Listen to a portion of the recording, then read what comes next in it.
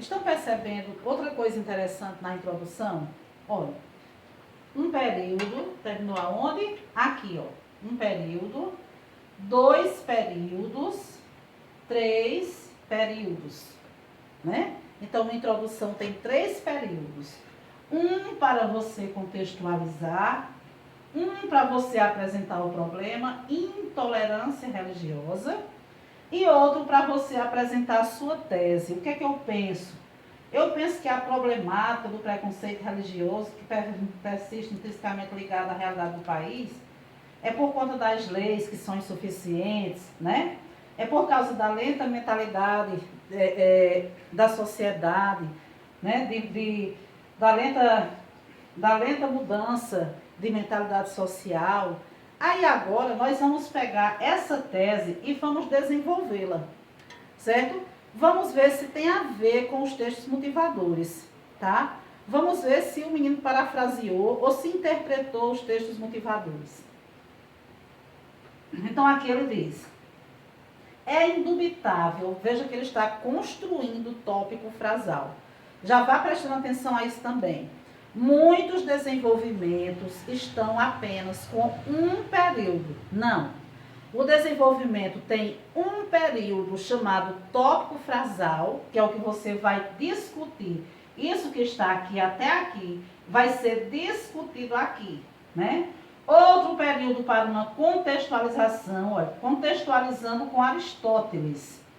Outro período para fazer aquele seu moidinho, né? Aquele seu debate, certo? Aquele seu debate, com base no que você disse aqui e aqui, tá? Ah, eu não sei fazer isso não, Fatinha. Eu sei, minha gente. Nós estamos na estrada, nós estamos no caminho. Nós estamos aprendendo. Você vai saber a partir do momento que você lê, escrever, lê, escrever, lê, escrever. Certo? É assim que nós vamos tornando o nosso texto mais potente, tá?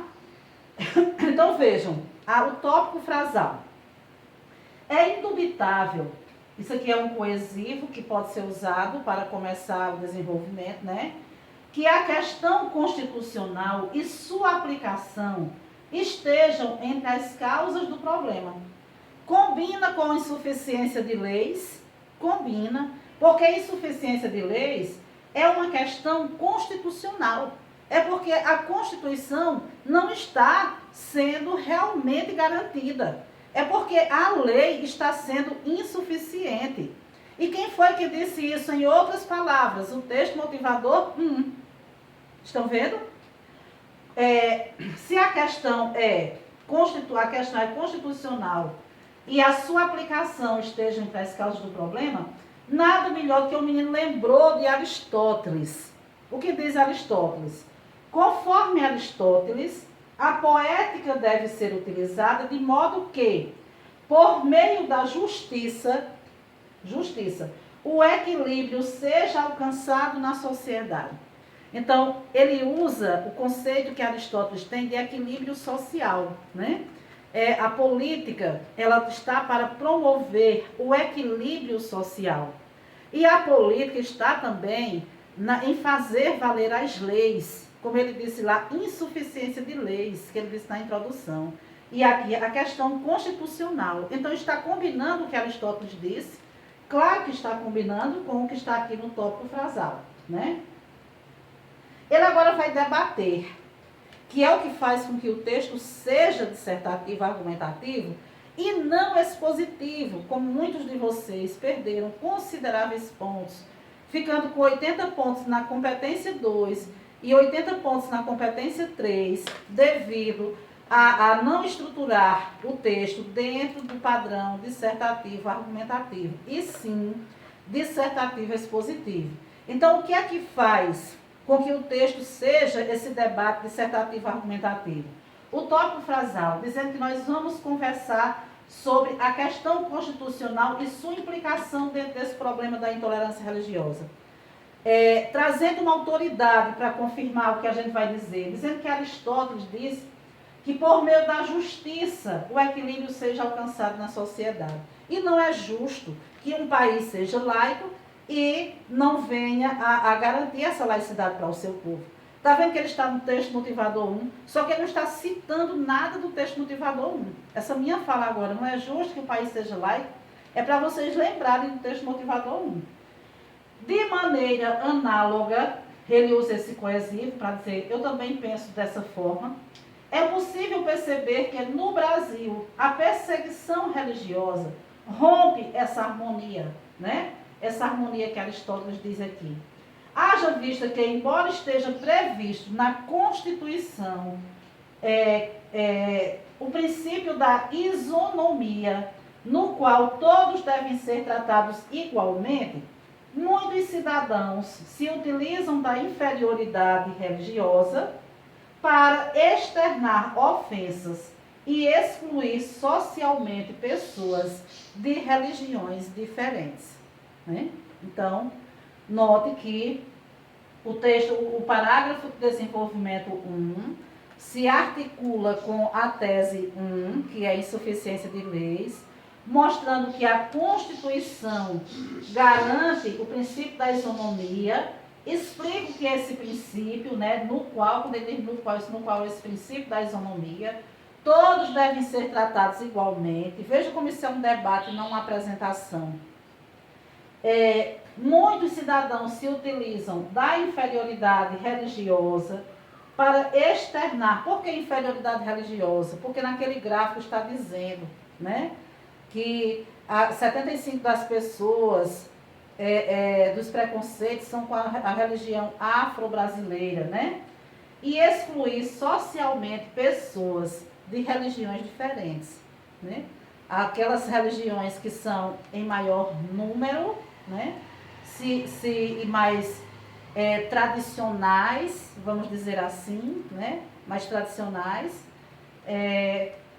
tem as outras como inferiores, né? E aí externam ofensas e excluem socialmente as pessoas. Isso não é um problema, minha gente?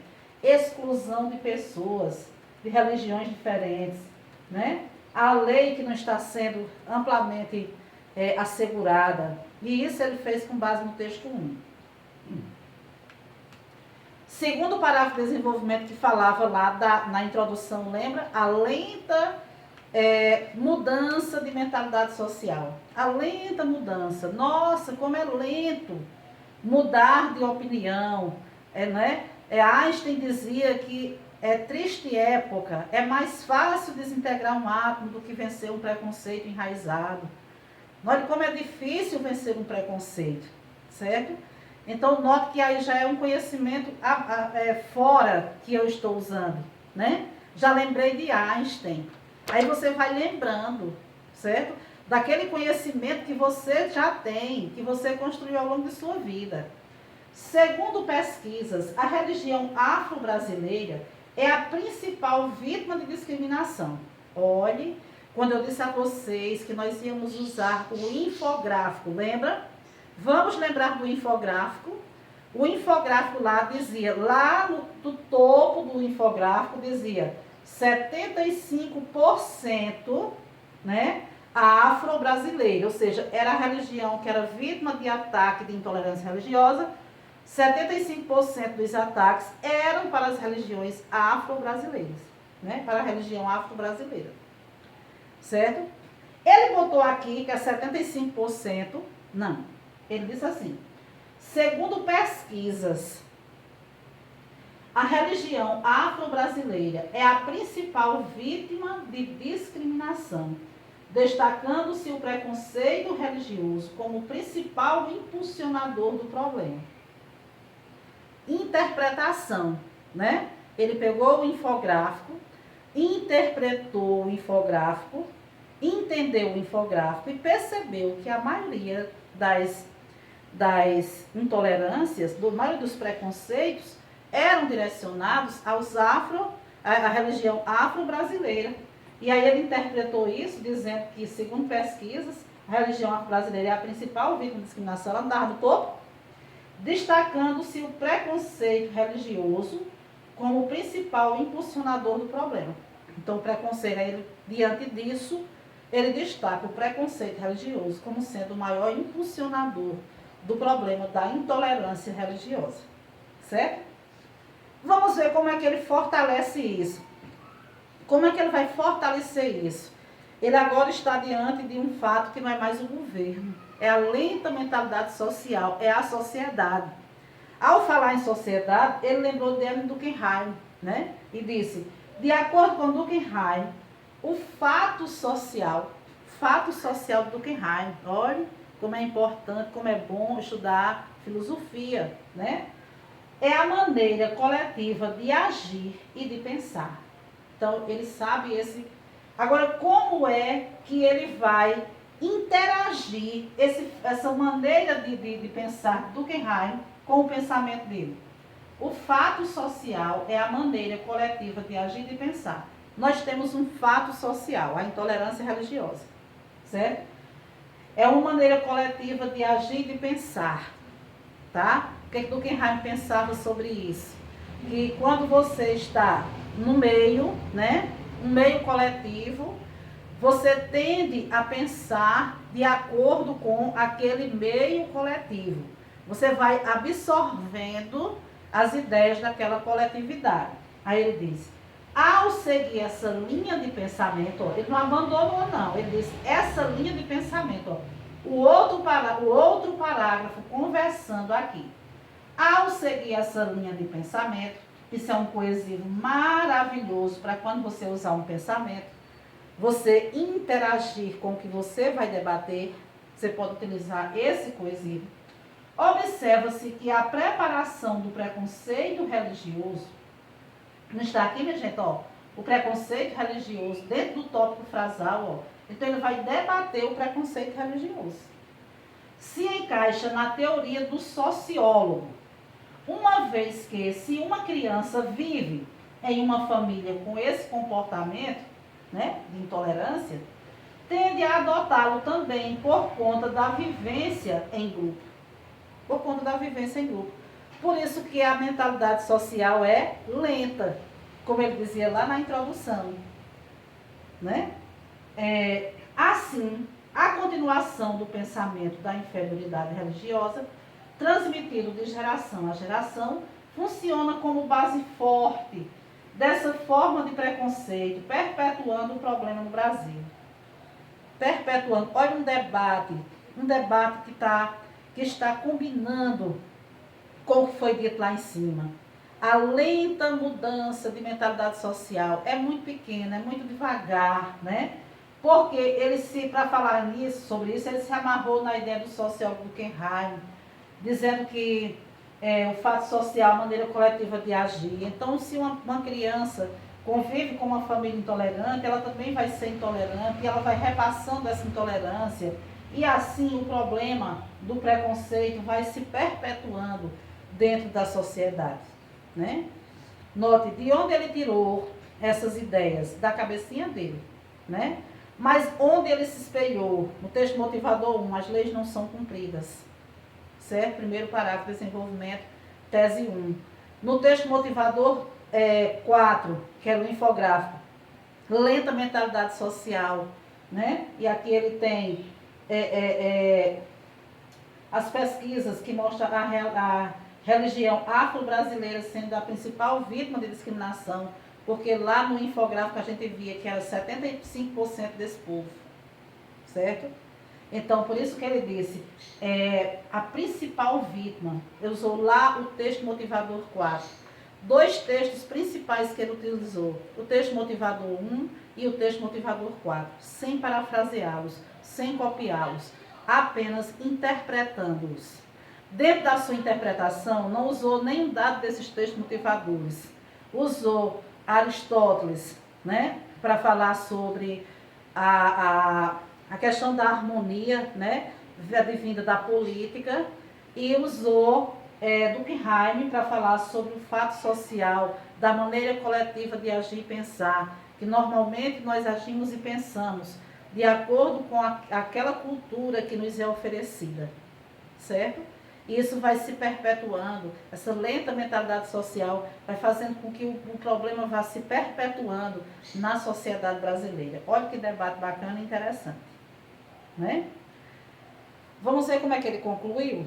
certo? Na verdade, minha intenção era trabalhar mais até aqui, que era para vocês perceberem como os textos motivadores estavam dentro da introdução, dentro do debate do texto, como sendo apenas inspiração, né?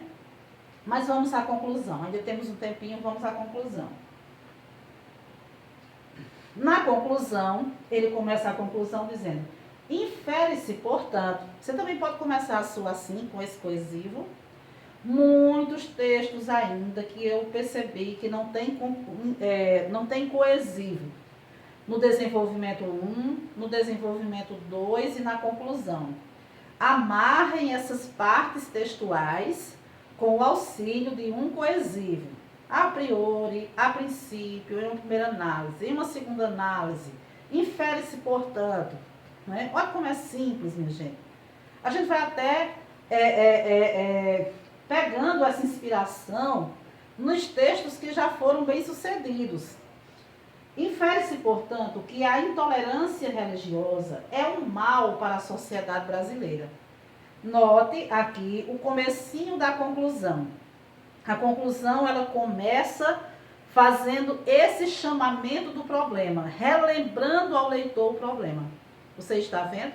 Relembrando aqui, né? A intolerância religiosa é um mal para a sociedade brasileira. Ponto. Bem ligeirinho. Porque você vai demandar tempo para a intervenção que precisa ser detalhada. Ok? Fez esse chamamento, né? Agora vamos colocar um coesivo. Sendo assim, é um coesivo muito bom para você trazer as obrigações dos agentes de intervenção. Você já pode fazer uso, né, desse... daqui até o final do ano eu vou fazer uso desse coesivo. Sendo assim, cabe ao governo federal construir delegacias especializadas, olhe, em crimes de ódio contra a religião, a fim de atenuar a prática do preconceito na sociedade.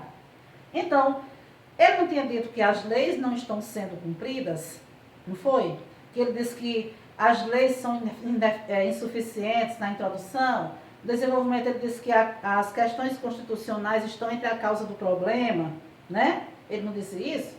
Então, quer dizer que o governo tem que fazer cumprir as leis. Para que isso aconteça, o governo federal deve construir delegacias especializadas em crimes de ódio contra a religião. Nós sabemos que nós não temos delegacias especializadas para este fim. Por isso que ele diz, criar delegacias especializadas contra crimes de ódio. Esse a fim de é um detalhamento que o aluno precisa, uma visão que o aluno precisa ter, a fim de atenuar a prática do preconceito na sociedade, além de aumentar a pena para quem o praticar. Essa pena estava dizendo lá no texto motivador 3, né? Lá onde tem o Código Penal. O Código Penal estava dizendo lá qual era a pena. Então ele usou daquele texto para dizer, assim como aumentar a pena para quem o praticar. Ainda cabe à escola criar palestras sobre as religiões e suas histórias. Por que ele está trazendo uma atribuição à escola, minha gente? Porque a escola, a educação, ela é transformadora, né? E ele está dizendo que é muito difícil mudar a mentalidade das pessoas. O próprio Emile Durkheim dizia que, né, no fato social, que uma pessoa, quando convive com a outra, carrega a cultura daquela outra pessoa, o pensamento daquela outra pessoa. Mas ele está apostando no poder transformador da escola. Isso é bom, isso é maravilhoso. A escola tem papel transformador, certo? Então, criar palestras, mas ele não para em palestras. Ele vai além, ele vai detalhando. As palestras são sobre as religiões e suas histórias, visando a informar crianças e jovens sobre as diferenças religiosas no país, diminuindo assim o preconceito religioso. Tá? Ele diz que vai fazer as palestras, mas ele diz como vão ser as palestras e ele diz qual é a intenção dessas palestras. Então, às vezes o aluno diz assim, palestra é uma proposta forte, depende de como vem o seu detalhamento. Como o aluno, se ele dissesse aqui, o Ministério da Educação deve fazer palestras, aí era fraco. Por quê? Porque a gente não garante que o Ministério da Educação faça essas palestras, né? Eu nunca assisti uma palestra feita pelo Ministério da Educação. Estudei a minha vida inteira e nunca assisti a uma palestra. O Ministério da Educação veio hoje à escola fazer uma palestra. Não, não é? Por isso que a gente deve investir diretamente na escola. Se você usar o Ministério da Educação, você pode usar o Ministério da Educação na formulação de projetos, né? A partir da proposta curricular da escola, que venha debater, garantir o debate por meio de palestras, né? Da intolerância religiosa, certo? Que seja assim. O Ministério da Educação dentro de uma ação maior, tá? Ademais, vai apresentar outra proposta. A sociedade deve se mobilizar em redes sociais, com o intuito de conscientizar a população sobre os males da intolerância religiosa. Aí você diz assim, mas como é que a sociedade vai fazer isso, né?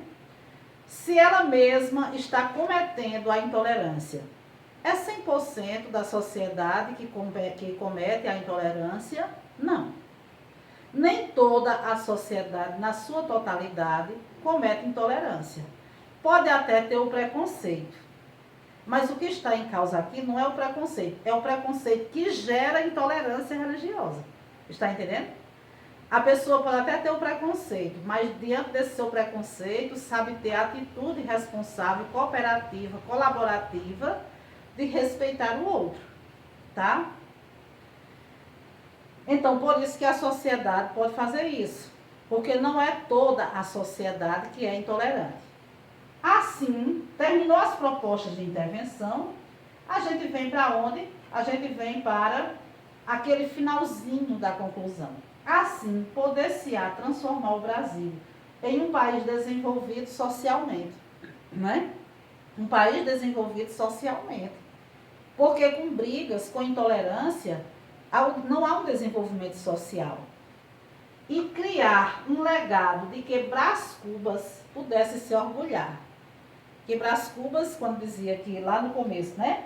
Quando ele dizia que não deixou, se orgulhar por não ter deixado. E o título do menino era Orgulho Machadiano, né? Que ele mostrava que Brás Cubas se orgulhava por não ter tido filhos, não ter deixado a ninguém o legado da miséria humana. Então ele diz aqui no final, que se a gente for, se nós pudermos transformar o Brasil, né?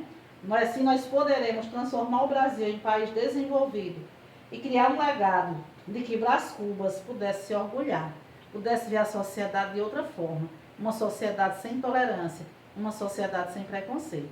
Então, minha gente, esse é o texto dissertativo argumentativo, certo?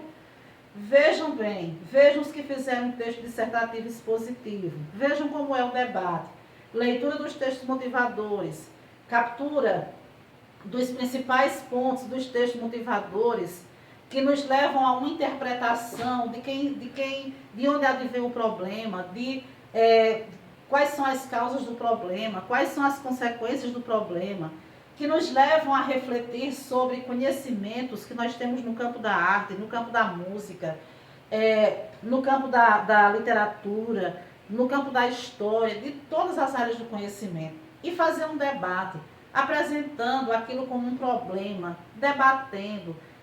A população sofre em relação a isso, a esse tipo de consequência. Isso precisa ser mudado. A culpa é desse setor responsável. A culpa é a lei que não está funcionando, é o direito do povo que não está sendo correspondido, que não está sendo respeitado. Isso é debate. Debate é diferente de exposição, tá? Então vamos ter cuidado com isso. Na próxima aula, nós vamos estudar detalhadamente a introdução. Teve muitos erros na introdução. E quando nós erramos na introdução, nós saímos assim, a tendência é que nós saiamos errando nos parágrafos seguintes, tá? Então, vamos caprichar nisso.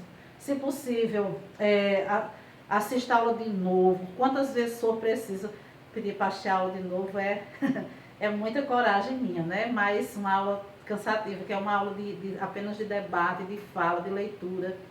Mas redação é isso, né, minha gente? É leitura, é discussão, leitura e discussão. Isso é aula de redação. Então, se precisar, assista alguns momentos de novo, né? Leia, como eu já disse, as cartinhas que eu coloco atrás dos textos de vocês. Aquelas recomendações demandam muito tempo, mas se elas forem, assim, elas são muito eficientes. Se elas forem analisadas com cuidado por vocês, vocês vão melhorar muito nesses textos. Vamos fazer metas. Quem tirou 440, faça agora uma meta de tirar 480. Olha os acentos que estão deixando de colocar, né? Olha as separações silábicas erradas. Olha o nome dos ministérios, é com letra maiúscula, né? E vamos juntos. Vamos juntos aí nessa luta, né? Em busca de uma nota melhor. Com certeza absoluta nós vamos conseguir. Para fazer a redação sobre liberdade de expressão, diferente de discurso de ódio, leiam o site Politize, tem uns textos, uns artigos muito bacanas que vocês podem compreender melhor o tema. Leiam, tá? No mais, um grande abraço e até a próxima aula. Bons estudos para vocês.